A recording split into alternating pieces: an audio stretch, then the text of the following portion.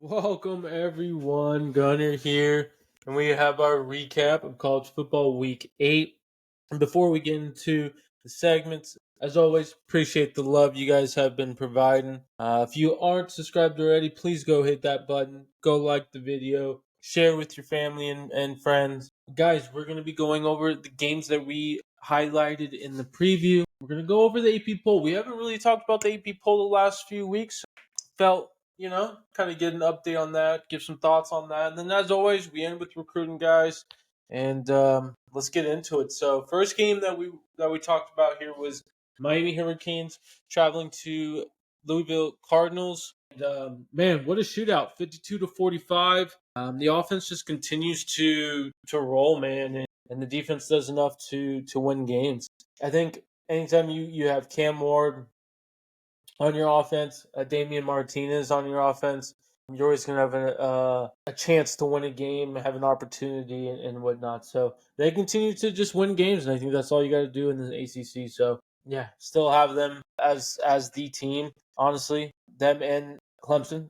Honestly, keep forgetting about Clemson too. Even though when I talk about them, I say the same thing. I feel like so. Yeah, they're those two teams right there on a collision course. Next game is the Indiana Hoosiers hosting the Nebraska Cornhuskers, and I'm gonna be honest, I am surprised. I am honestly surprised. Final score, as you can see, 56-7. Indiana Hoosiers dominate from the start. Signetti, he's the real deal. He's a dude. People need to start realizing that and understanding that this guy, he wins, and he's gonna do it quickly. This is a veteran group, so obviously that does play a factor. But still, I mean, definitely not a good look for Nebraska. They still are trying to kind of get over the hump. They're like, to me, they're kind of like USC, man. They just seem to kind of get in their own ways. Just never. I think this is worse, but because it's a blowout on the road. But you had 2 weeks, I believe, to prepare. I think last week Nebraska had a bye, so it is definitely unacceptable on their end. Even though you have a freshman quarterback, for a young team still, so on and so forth. Yeah. So hopefully they'll learn from that. Indiana, they have a great chance of making the playoffs, guys. I think they're big time next big wins. They got Ohio State and Michigan. I think Michigan they beat. Ohio State they probably lose, but I think we are gonna be surprised. I think so. Like in terms of how the game goes, right? So yeah, big win for Indiana, man. Next one here is Mizzou versus Auburn. This is a game that was I was just scratching my head a lot.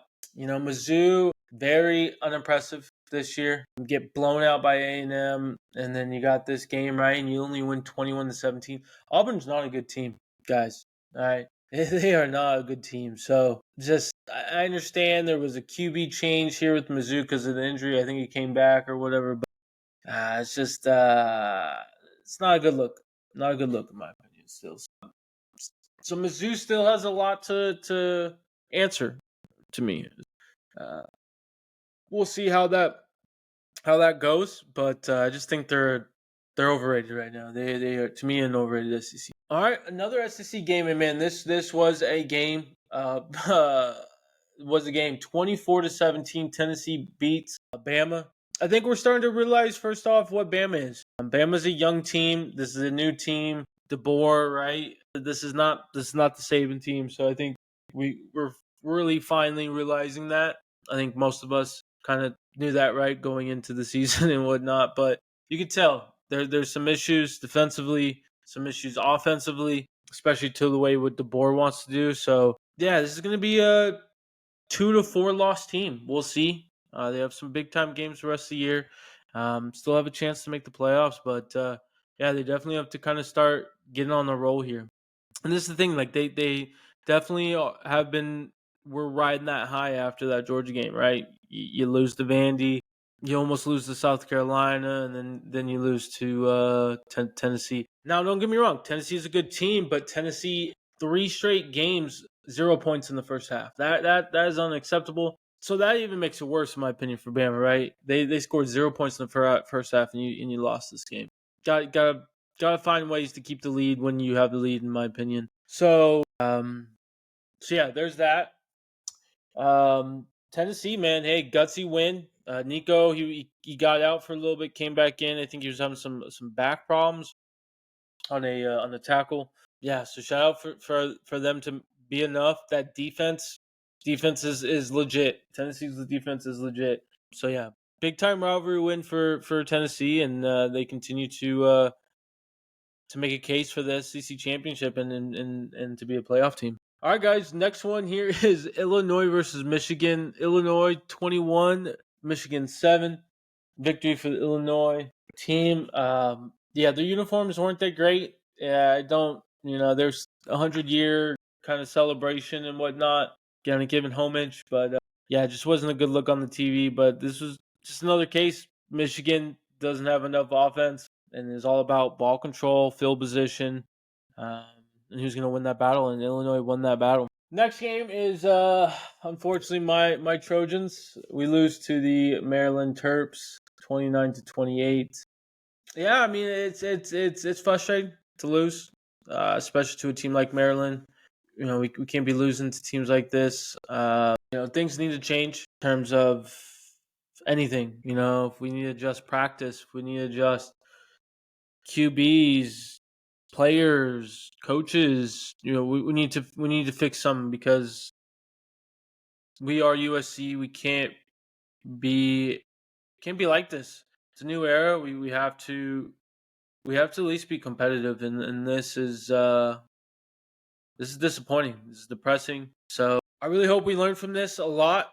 I hope Lincoln learns a lot from this game this season, because this season is obviously it's done. And, yeah, we'll see. We'll see how the rest of the year goes. But yeah, just very frustrating. Again, if you want to hear more in detail of my thoughts or other SC fans, please go check out Light the Torch podcast. All right, LSU versus Arkansas, guys, and what a game. LSU continues to ride, man. They won 6 straight. They win 34-10. This is very impressive, man, especially from the defense. The Arkansas offense, in my opinion, is pretty explosive. Can definitely create some issues for a defense. And so for them to just only let up 10 points and just continue to be explosive on offense, I mean, it shows a lot after their opener in Vegas against the Trojans, which obviously we were at. So shout out to LSU. Kind of makes us look a little bit better, but it just really makes us worse, I think. And then big game here before we go into the last game, guys, and then we'll go over the AP poll again. Let me know in the comment section what you guys think of this week. That was a good week overall. I think every week's good overall, obviously, for college football. But yeah, Georgia Dogs win 30-15 on the road. Their defense lights out, man. Made Ewers, made Arch just non-existent. Offense was non-explosive. Was giving them so many different looks at so many different times right before the snap and so on and so forth. So they definitely scouted very, very well this game. Kirby came to play, man. Their boys came to play. And so shout out to Georgia. A lot of scrutiny's kind of on them, right, with the whole culture stuff, losing to Bama, so on and so forth. And to come into Austin when everyone's rolling high on Austin, right, in Texas, they come in and just, I would say, bully them, to be honest with you. So big time win. And it makes the SEC, man, just so much more interesting. I think that's the great thing about the 12 team. I think I can see both sides, right? And not to get off topic a little bit, but like people have said, right, that with the 12 team, it's going to make regular season less interesting. I can't see that because, yes, regardless of what happens with Oregon, Ohio State, Texas, Georgia, let's say they all lose one more game or even 2 more. I don't know. Depends, right? 1 to 2 more games. They're still making the playoffs, right? Like from that viewpoint, yes, totally agree. But I guess how I'm looking at it is like, all right, who's gonna win like the SEC and like who's gonna be like? I just feel like the margins could be smaller, I guess, like from yeah, I don't know. I don't really know what I'm kind of talking about here and going off a tangent here, but yeah, guys, I just think it does make the regular season more important. That's kind of what I'm trying to get at, trying to explain it. Can't really put into words, and I apologize. But yeah, just what a game, guys. And then lastly, Kansas State versus West Virginia. On the road, Kansas State continues to dominate, puts up another 45 points, 45-18, and yeah, man, they continue to roll in the Big 12. They're one of the top teams, if not the top team in the Big 12 so far. So they're going to continue to win, man, and make a case. Avery Johnson's really finding his groove now, and especially on the passing side. So shout out to Kansas State. All right, guys, wanted to talk about the AP poll. So it's official. Oregon is the top team. Georgia is number 2. Penn State 3. Ohio State 4. Texas 5. Oregon, unfortunately, they do deserve it. Hate to say it, but they do deserve it. You beat Ohio State. You are undefeated. You deserve the top spot. Week 9. Iowa State continues to Iowa State, Kansas State, BYU, man, those 3 teams are on a collision course to try to find out who's going to be the 2 teams potentially in the Big 12, in my opinion.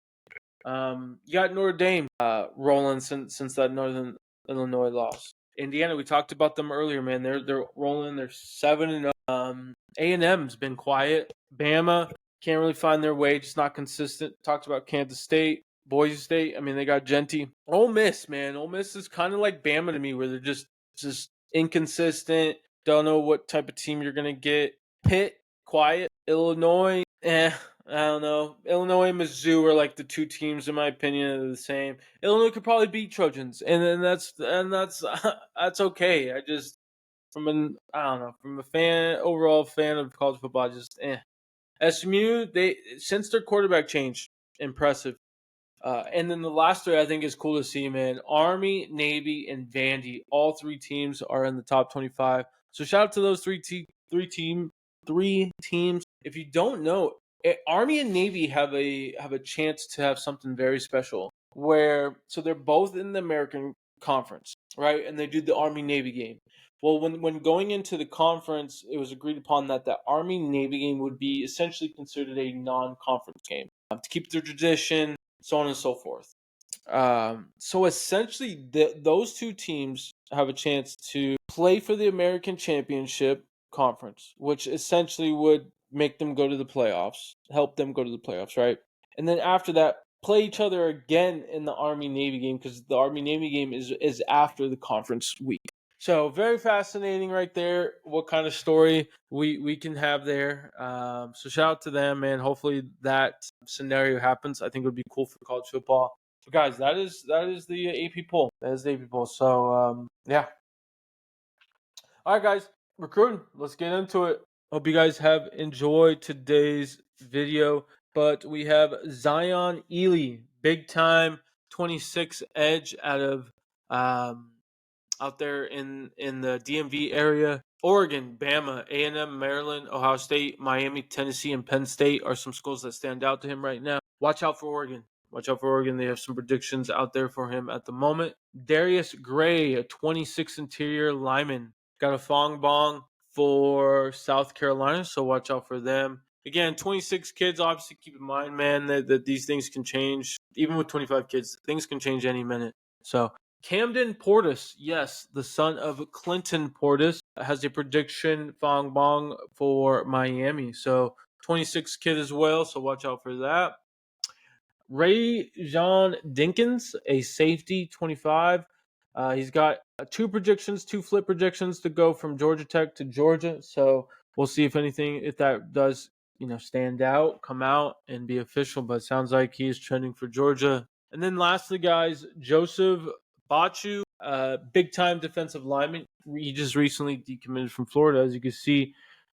Texas, Auburn, USC, Florida, Michigan, Bama, and Tennessee are schools to watch out. So he still can go back to Florida, obviously. But those definitely schools have been connecting with him. I know USC has definitely reached out. He's been down to visit, stuff like that. So definitely need to kick up the gear, in my opinion, and see kind of where we're at with that. But guys, that's gonna be our video this I hope you guys have enjoyed the recap. Let me know what you guys think of this week. Need to know your guys' thoughts. But as always, enjoy the rest of your day and week. Peace.